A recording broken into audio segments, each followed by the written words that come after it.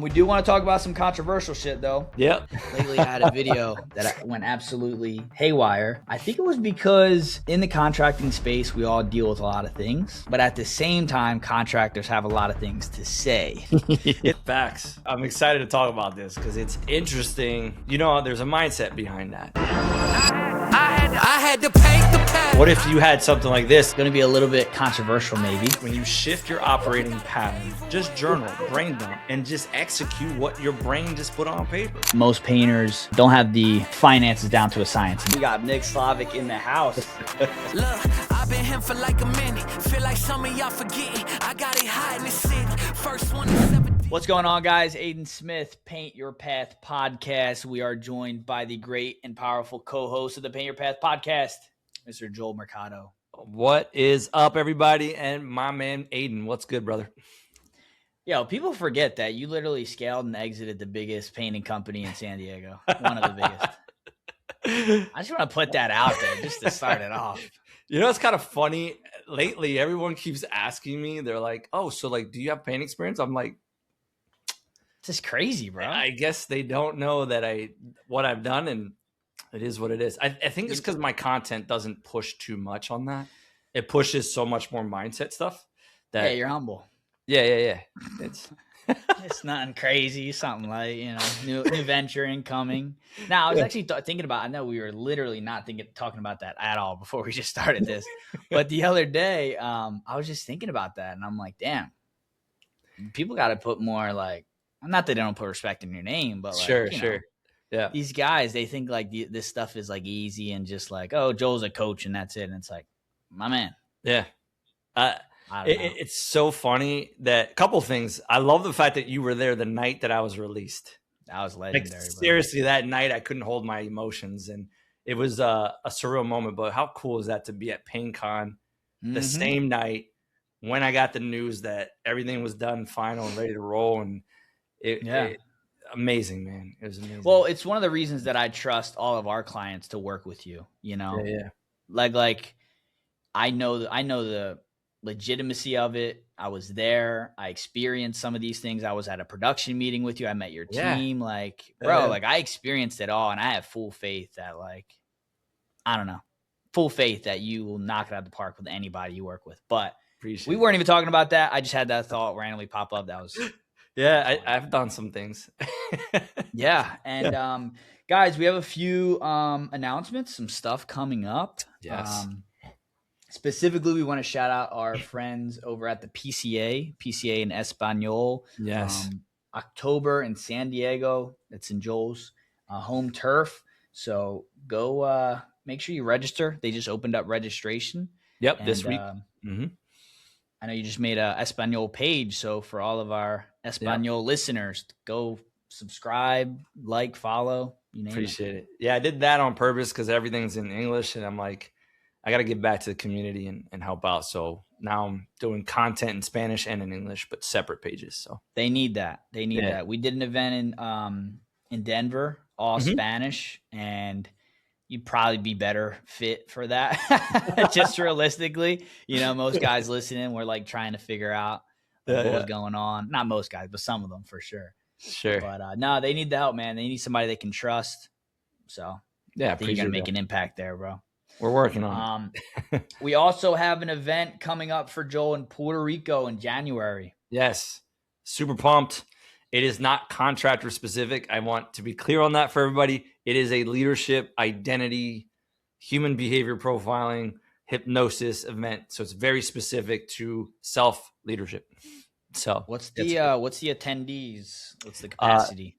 I was saying 20, but as always, 20 more interest. Yeah, I'm doing intimate, a very intimate one. So we're probably gonna do 25. But you gotta up that, bro. Yeah, I was doing 20 at first, but there's so much, like everyone's like, dude, how do I get there? And they want to bring their spouse. We'll see. But the whole reason why I'm doing the intimate way is because we're going to do breath work. I have some guest people coming in, helping us with breath work, meditation, Reiki. It's a whole all-inclusive type resort feeling. And it's I'm doing that on purpose because it's about self-mastery. So that's important. Yeah. Huge. So a lot of one-to-one feel, right? Like there'll be moments where people are in groups and I'm going to be working with people one-to-one and really just getting rid of limiting beliefs and systems like that. So yeah. Huge. Yeah. Amazing. Guys, in this podcast, we are going to talk about a few things. Some might be controversial, but we want to start out with something a little less controversial before we get to that. And I wanted to talk about routines because, Joel, in your recent podcast from your recent event, you had Charlie Rocket, you had Big Dan, and they talked about routines, and two extremely successful entrepreneurs, visionaries, people who have been there and done that. And when someone asked, like, what's your routine like to success? You wake up at 4:30. Like, what does that look like? Because I think a lot of people online, they scroll and it's like, I wake up at 5 a.m., I go to the gym, I meditate, I open a book. And it's like, as an entrepreneur, do I have to do that in order to be successful? So I kind of want to get your thoughts on what that looks like. I like to debunk that theory because, like, I'm not a morning person at all. Like, I do get up earlier, but that doesn't mean I get up early to go work out. I do that just for me. So like I tried the 5 a.m. club, dude. It just does not work for me. I've tried working out at 5, 4 in the morning, 6 in the morning, 7 in the morning. Does not work for me. So I figured out 11 a.m. is perfect. So it gives me a break. So I literally do go to the gym at 11 and then I eat lunch right at 12 and then I start on the rest of my coaching calls. And then the morning when I wake up, I get up at 6. I'm like in great mood. I feel great. I read a chapter in the Bible. I sit in the back right here. I meditate. I kind of think of the day, what I'm going to achieve. I do some journaling, stuff like that. But when you guys listen to like Dan, he's like, hit the gym, do this and get this done. And don't touch your phone for like 3 hours. And like, he's like, I got my barbershop downstairs. Yeah. I'm efficient. Yeah. He's like to a T, right? Whereas Charlie was like, hey, like, don't get me wrong. If you listen to it carefully, he talks about blitzing, and he's talking about blitzing because there's certain seasons he understands he needs to put in more work early so he can compress time. But if he's not in a season of compression, he's in a season of feeling, which is I'm going to get up when I get up, go to the bathroom when I go to the bathroom, take a win with that, and do these wins. So two extreme polar opposites of success. But yet understand that when the routine kicks in, it's still just as important. So yeah, that's so much there actually that like, we can point on, but I'm the same way. It's so funny. Yeah. I am not a 4:30 in the morning type of guy. Never have been. I've tried it. I've tried to go to the gym. I feel stiff. My eyes. Honestly, I look tired most days just because I have like squinty eyes. So like when people talk to me midday, sometimes they're like, yo, you look so tired. I'm like, dude, I'm fine. Like there's nothing wrong with me. But like, that's just the way I'm wired. Like in the morning, I just need a little bit to get going, Give me some time. And I am not a 4:30 in the morning. I am yet, like you said, hey, I'll get up around 7. Right. And then at 11, I am like conquering the world. I can go. I'm ready. My body's like relaxed. I can hit the gym just like you said. And that's how I've done it for a long, long time. Good. And then I get my second wind at night. Same. I make magic at night, bro. Like I'm telling you, from 9 to like 11, I swear that's where most of my production has came from.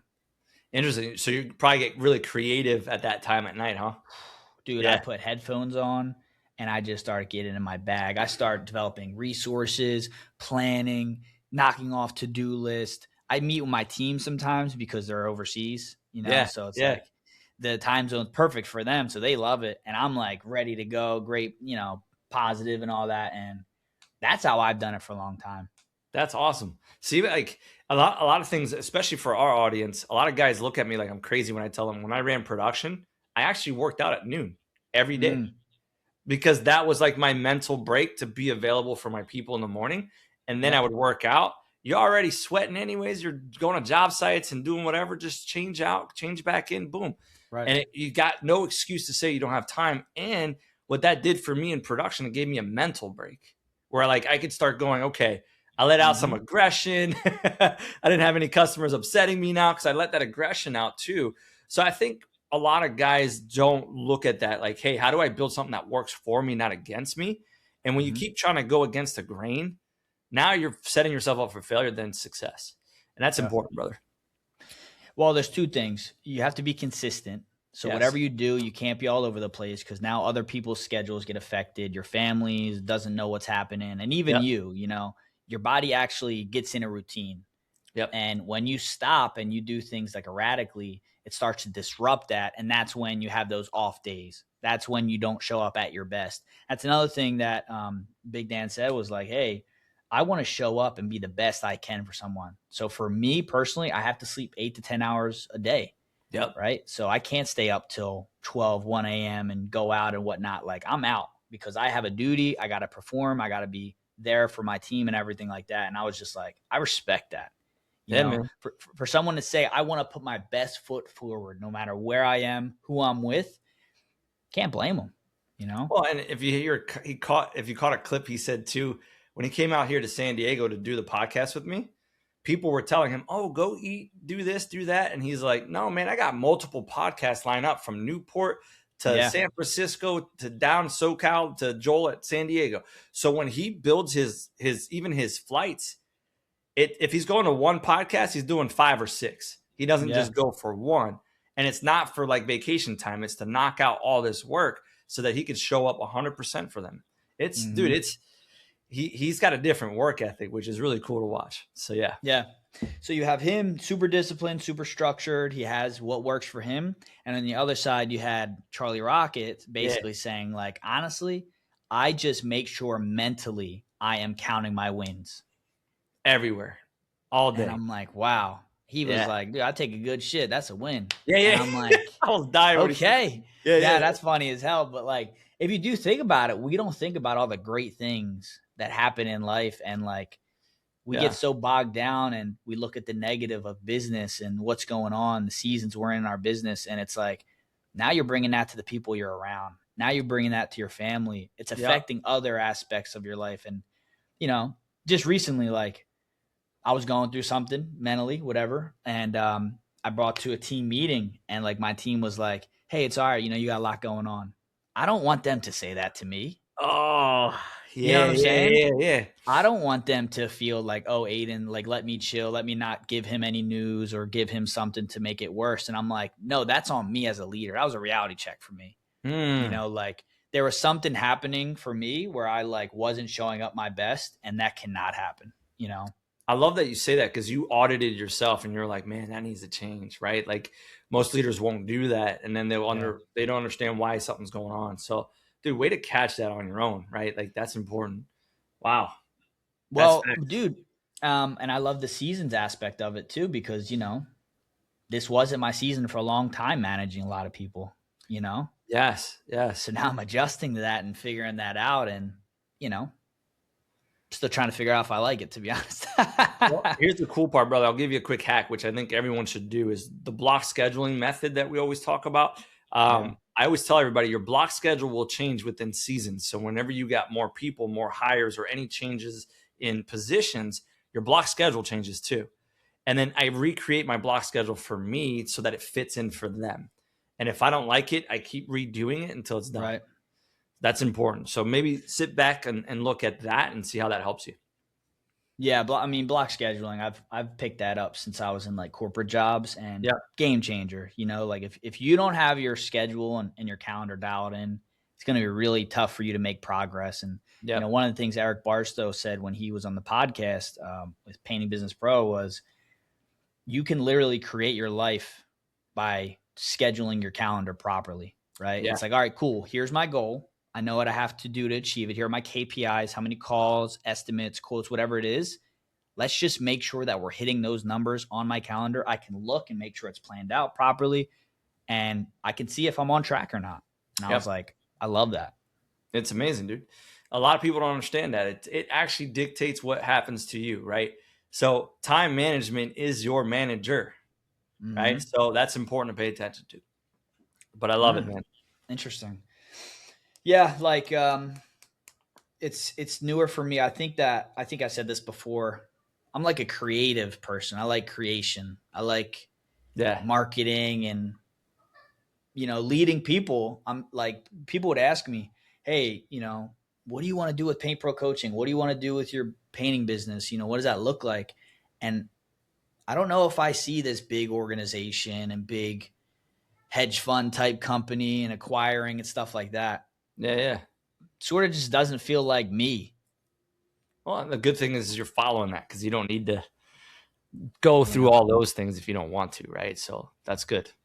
Keep focusing on what matters to you the most and not paying attention to what everybody else does. Just like the painters that listen to our pod, right? Like it's important. Don't pay attention to your competitors. That doesn't matter, right? Focus on what works best for you and stay in alignment within self. Yeah. So, yeah. I always say, like, I'm an open book, you know, like I'll tell you what's going on, how I'm feeling and all that kind of stuff. But also I want people to know that they don't have to question themselves either, you know? Facts. Because, you know, we're actually having an event soon. Not going to announce it officially, but we're going to be having an event and it's going to be a big focus on clarity, right? Because you might be a person that's like, hey, like I love selling. That's what I want to do. I love production. That's what I want to do. I love being a painter. Like, you know, there's guys out there that just want to do that and can still build a great business. But once you have clarity on that, and it may change, right? And you can figure that out. But like, at least you can say, okay, here's the roadmap to doing that while I'm happy and doing it how I want to actually build it, you know? 100%.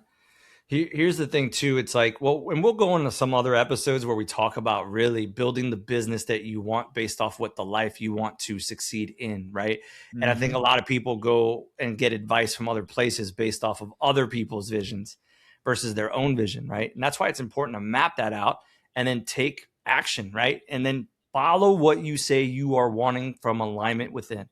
Cause like, I tell you what, like I just had a coaching call today and I was like, dude, why are you even scaling if your people aren't even ready to be scaled up with? Right? Like we shouldn't even talk about it. Like just focus on your guys and you'll buy back more freedom and time and money because you're focusing on the right people. Don't worry about scaling. You'll be fine. And I think a lot of people forget, like in that mindset, when it comes to business, they think scaling is actually progression when progression can also be within your people. Right. So why not scale your people, meaning get them to the next level they need to be and get acquired really well so that you can scale the following year. So just kind of giving some ideas to open up people's minds on this subject. So true. Yeah, man. It's fun, man. It is fun though, you know, going through because you start to figure out not only yourself, what you like, you know, I think one of the reasons early on I kind of bounced around jobs a little bit was because I wasn't sure what I wanted to do. Like in college, I went for business administration because I was like, I don't know what else to do. I like a lot of things, you know what I mean? So I was like, I don't want to quarter myself down. And then, you know, I kind of like, I saw early jobs as like dating, you know, like I was like, let me dabble in this. Let me see what that's about. Okay, cool. And I came down to like a few things. I love people. I love relationships. I love creating. And I love brand and like pride behind a brand. Yeah. Like if I'm in on something, I'm all in. Like you're getting everything of me.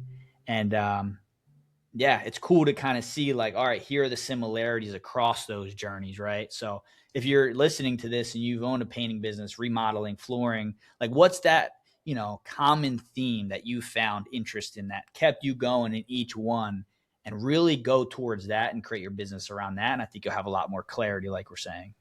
100%. I love that. That's a good recap on that. That's good. We do want to talk about some controversial shit though. Yep. So lately I had a video that went absolutely haywire. And I think it was because in the contracting space, we all deal with a lot of things. But at the same time, contractors have a lot of things to say. It's like the one trade or industry where these guys just can't stop going head to head. Always got something to say. Facts. I'm excited to talk about this because it's interesting. You know, there's a mindset behind that, and there's things like that. So we'll get to that as we keep talking about topics. But what's the first thing that pops up in your mind that you've seen recently that's happening? Well, I just want to preface this by saying me and Joel are extremely like positive people. You know, like we are very much so. Hey, do what you got to do it well, have pride in it, love it, and you can do whatever you want. You know, it's when someone is miserable, knows they need to change, knows things aren't right, and they're still coming at other people that we just don't get. It's like two neurons that aren't making sense. Yeah. You know, not aligning. So just recently, aside from the video, one of our buddies, Nick from Elite Painting, posted a video about how his guys tape the door frames. Right around when they're painting. And most people are like, well, why don't you just freehand? You know, like, why don't you just, aren't you a skilled professional premium painter? Why don't you just take a brush and just do a straight line? Yeah. They don't realize that when you scale a business like Nick has, not only in painting, his brick pointing business, like I'm sure he's got other stuff going on now. When you understand scaling a business, you got to understand that simple systems scale. 100%. So he's found, after thousands and thousands of painting projects, that let me bring on guys to grow the team that don't have to be the most skilled painters in the world. If they're skilled, great. We have our own training procedures that we go through, that every painter goes through, to make sure it's elite standard and consistent. Yeah. And one of the things they found that was beneficial is using frog tape and making sure that they are not relying on anybody's skills, and it is always going to be the same result. He takes out the variable so that the closure and the finish line is the same for every single client he works for. Yeah, I love what you said, consistency. So when you having to teach people and then rely on them without a standard or some sort of process or system like this, what happens is like you said, it's going to be inconsistent now. And then customers are going to be upset. And that's where you get your bad reviews. And that's where you start to feel stressed and having to get back on the tools again. It's super important, guys, to pay attention to what you see online right now is the reason why these guys are scaling and building a business that no longer needs them. Right. So that's why you see that. It doesn't necessarily mean we accept it. Trust me. Like, I was painting for a while and I don't like taping baseboards. I don't like taping door frames. I don't like taping any of that. I like to do all of that freehand when I paint personally, because I move quicker. I trust myself and I know I have the skill to do it. But if I got an apprentice or someone who's somewhat learning how to be a good helper at the moment, I am not risking time, money, materials, all of that, all because they're just not there yet. Mm-hmm. I'm going to have a system and a process for them to follow and execute and repeat and execute and repeat. So guys, have some grace. We know how to paint. Right. I also have another angle when it comes to this, right? You got to think, Nick is a smart guy, right? Mm-hmm. He understands that I'm not going after the low income homeowner. I'm going after the homeowner that literally will walk around and pick out these smallest little 100%, details. Dude. And 100%. His pricing is in conjuncture or whatever word that is. And, you know, the same. It is for that client, right? And he's going to be he's going to be the highest priced, but you're going to get that consistent, perfect job every time. And he's built his business around that. So he's going to tape because he has the highest standard out there. Correct. Your clients may not require you to paint, though, or to tape. Yeah. You know what I mean? Like, you may be selling to clients where you don't need the straightest lines in the world. Yeah.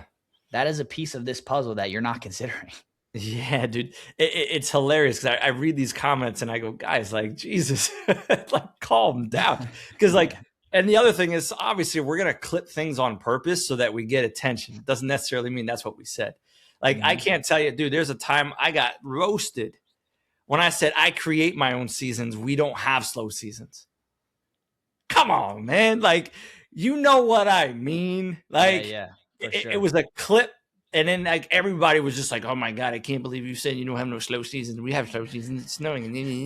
Dude, you know what I mean, dude. Like, that was like when I first came out, like 2 years ago when I started coaching out in the professional standpoint. I'm like, God, you got to cook me over that? Like, right. And first of all, maybe you should learn the lesson I'm talking about, because you probably do have a very extreme slow season and you can learn something from me.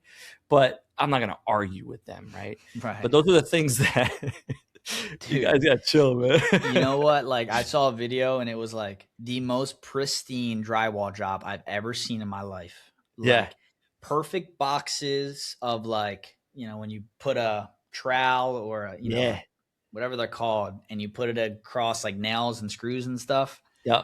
It was so pristine. It looked like a piece of art.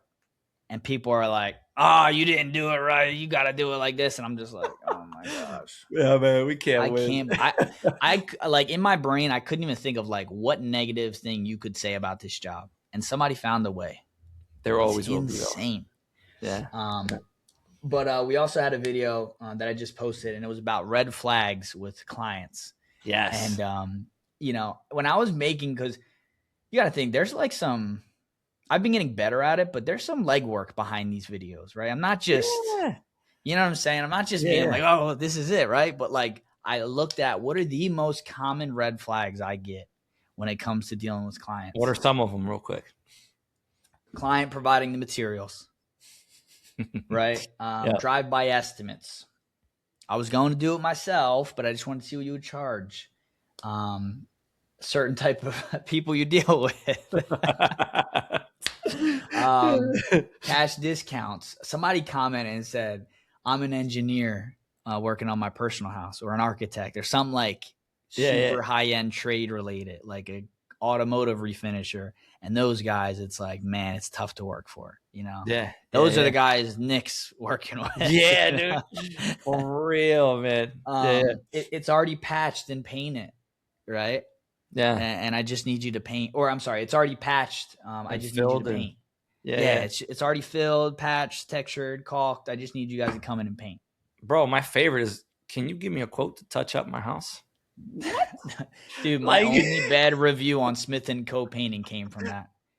Oh man. He hired Home Depot to do the floors in his house, and they put the baseboards back, and I think somebody came in and painted or something, and he was like, hey man, it just doesn't look great. I just need somebody to come in and touch up. I told him we have a job size minimum, you know, 1,500, 2K, whatever it was. And he's like, are you kidding me? Like, bad review. Yeah. Dude, that happens too, man. That happens too. I've denied certain customers and they give me a bad review just because I didn't want to do the work. I said it just doesn't align with what we do. Right. So yeah, it's nature of the good though. Yeah. It's a good thing. Like people will say, oh, I'll take the small jobs all day. You can have them. Yeah. You can have them. I promise you can have them. I want a lot more meat on my bone when I'm taking these jobs, you know, which sets your people up for success too, man. Like your painters and everybody else will thank you later. So that's important. One thing that we did do, red flag job, a guy said, hey, I already patched it. Everything's caulked. Everything's ready to go. I just need to paint it. And I have the paint. Oof. So I talked to him pre-qualified, and I told him like, hey, you know, generally speaking, we don't do that. But if it's a 3-day job, you're going to be around this price. But kind of give him a range. And he was like, yeah, that sounds about right. So I'm like, cool. Went out there. And basically what I did was same process, start to finish. Mm-hmm. But on DripJobs, shout out to our sponsor. Yeah, you mentioned there was something good on this one. Yeah. Now, I use DripJobs, and this is why I love using it for my painting business. When I was estimating these jobs, customer said, I already have the paint. I already did all the prep work. So all I had to do is, on production rates, right, measure each room, clicked everything we were painting, baseboards, doors, walls, the whole 9. I hit no product, which basically means take out the material cost. Yep. So I was just charging labor only. Everything was still itemized, really, really nice, but it clearly said no materials included. He approved it on the spot, and we were good to go. And it was like $10,000. Like, it was a big house. Wow, dude, that's dope. Well, you guys heard it here. Get some DripJobs, man. Like, that's it, man. And guys, we do have a free promo code. DripJobs is an all-in-one CRM for painting businesses. Joel and I use it for our painting businesses. It's Path 30, PATH 30, 30% off for 3 months. All right. Yeah. So 3 months, 30% off. A lot of add-on features as well that really, really help out, like job costing, production rates. Yep. A lot of good stuff. And they're always innovating. I feel like they're dropping something new every week. Bro, I've been paying attention. I'm like, gosh, this changed. It's all good stuff, right? You want to be a part of a CRM that's going to help you and evolve with you, right? And that's super important. So love it. Yeah, so that was a good one. Drive-by estimates have been like the bane of my existence. You know, people think that you can just, I'm not there, but you can just do whatever. Like literally today this happened. We had an estimate scheduled. We did everything right. I listened to the recording of the call. Like, we set our guy up for success. He went out there and he calls me and he says, customer's not here. there's a cleaner here, and they said that I can just go in and quote everything. Yeah. So what would you do in that scenario? Well, I do a couple things. So I just give them a roundabout, and I'll be like, hey, do you have a moment right now? And they say, yeah, I have a moment right now. Great. Let me pull up your information online, see if I can find them on Zillow. If it's an interior, I'm going to look at the interior. And I'm You're already there. Sorry. Okay. So you're already there? Already there. You know, you or the sales rep is there. The cleaner's there. But the homeowner's like, no, I'm not there. But yeah, go ahead. You know, write up everything, both interior, exterior. Oh, okay, cool. So then I'm going to tell them, like, hey, just so you know, this is going to be a rough estimate. So then I'm going to have to schedule you right now for the next appointment so I can go over this line by line and then give you an accurate written proposal. And they go, what do you mean a rough estimate? You're going to be there. I'm like, well, the reality is the fact that there's going to be so many things here. I don't know if you have damage on your fascia, damage on your stucco or your wood siding. I don't know if you want things caulked. I don't know if you want me to do certain things. So I call it confusion. So really what I'm doing is what we call in neuropsychology is pattern interruptions. So I interrupt the thought that they think it's that easy, and I make it extremely complicated so that they realize they should have been there for me. Right. So then I'll take all the photos and I'll hit them with like this large amount and be like, hey, this is where we're at. These are all the fixes I need to do, blah, blah, blah, blah, blah. And I'll send it to them and I'm like, but it could be as cheap as 10 grand. But I have you at 15 because I don't know what you want and don't want. So let me know when we can do the next call. And I usually try to schedule the next call already on the call so that they understand we have to do that. But I actually like rough estimates and drive-bys because most people don't. So I'm the one that wins them. So I have a different mentality when it comes to that because I always give them a range. Right. So most painters will be like, nah, I'm not doing a rough estimate. I'm like, give it to me. So I tell my team, always get photos, get all the information you need. So that way I can give them a rough estimate. It'll be a roundabout of like $3,000 to $4,000. So if it's like, if I think on the low end 6, I'll always go $6,000 to $10,000. And then they'll be like, well, why is it such a big range? I'm like, well, I have more information I need from you. Right. And that allows me to get that info. And then when they realize no other painting company will do a rough estimate, then they go back to me, let me do my job, and I close the deal. So I usually close at a higher rate with those. Yeah. That's interesting. We just left. What's that? We just left. Well, I want to challenge you. Don't do that next time. Try to do the drive-by. You know why I left though? Because if we're going to be on the phone and do a process and you're going to tell me, yes, I'm going to be there. 45 minutes sounds good. You know, this works for my schedule. And then we show up and you're not there. Now I feel like there's not a respect there. Sure. You know? That's kind of where I see it. And it's one of those things that I know that when we do the job for them, there's going to be like some, oh, well, here's what you said, but I thought it was this. I don't like that. Yeah.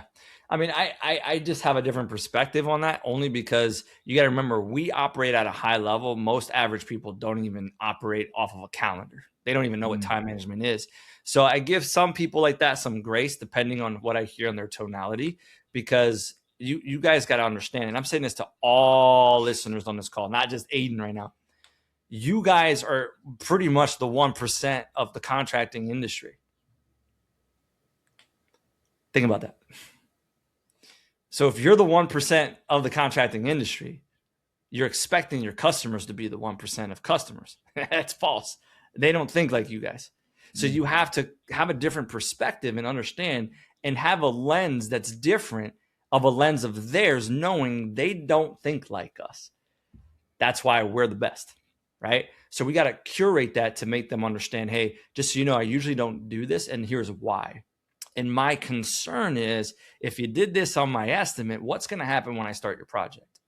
So, you know, for this to be a win-win situation, can we just kind of reschedule and meet each other in person?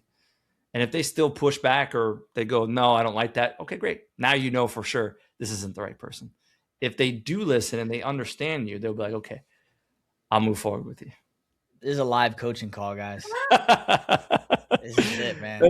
I think that this is a little bit into what I was saying earlier about like, I don't know if I want to lead large organizations. Yeah. What?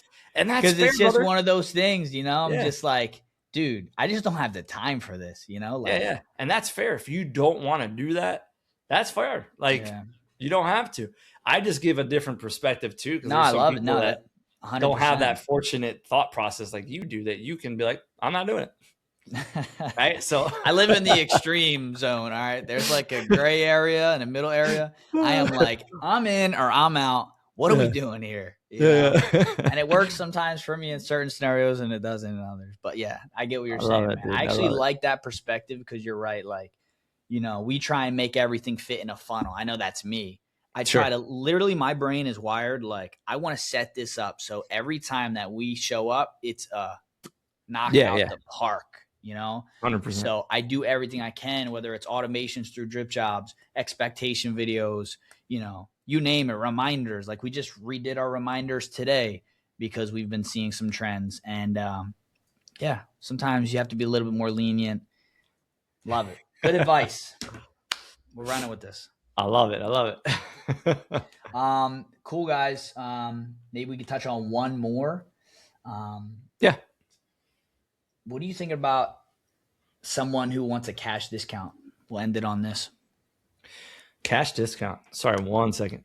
You good? Oh, I thought I was going to sneeze. But cash discount. I mean, I do them, right? So I'll do a cash discount, but I won't do a huge discount on the cash discount. So typically, the verbiage needs to change based off the presentation. So if you already feel that they're going to do cash, how do you find that out in advance? Well, you're going to start noticing when people keep talking about price. If you keep hearing price, you might want to up your bid and make sure that it's a little bit higher than you usually would, just so that you can drop it to that $500 cash discount or whatever that discount is, so you don't lose by what you normally would have charged. That's usually what I do. So I always put a $500. I inflate it by $500 on purpose because it's weird. Some people might be like, well, Joel, that's being dishonest. It's like, no, it's just called smart business because, you know, it's not about the money. It's the fact that they think that they're getting the discount. That's it. So I always tell people cash discounts kind of like a smokescreen, right? It is not about the cash a lot of times, right? Facts. It's more about, hey, hook me up. Like, what can you do for me? Correct. So there is an integrity piece. If you find that the person is going in other ways, you can read their character. All right, that's one thing. But a lot of times, just like, dude, hook me up. Like, what can you do for me? So you can get ahead of that, just like you said, right? Like, if it's a price, you just hit them with a same day discount. That's all they want, you know? Yeah. So and use the cash. Hey, you pay cash or this, I'll get you a discount or same day discount, like you said, like a first visit incentive or marketing ambassador program. All that's gonna work. Just make sure you file your taxes, guys. Yeah. You do not. We don't give tax advice. Not tax professionals. All right. We're on a podcast, you know? Yeah. All right, guys. Thank you so much. We'll see you on the next one, and we'll talk to you soon. Let's get it.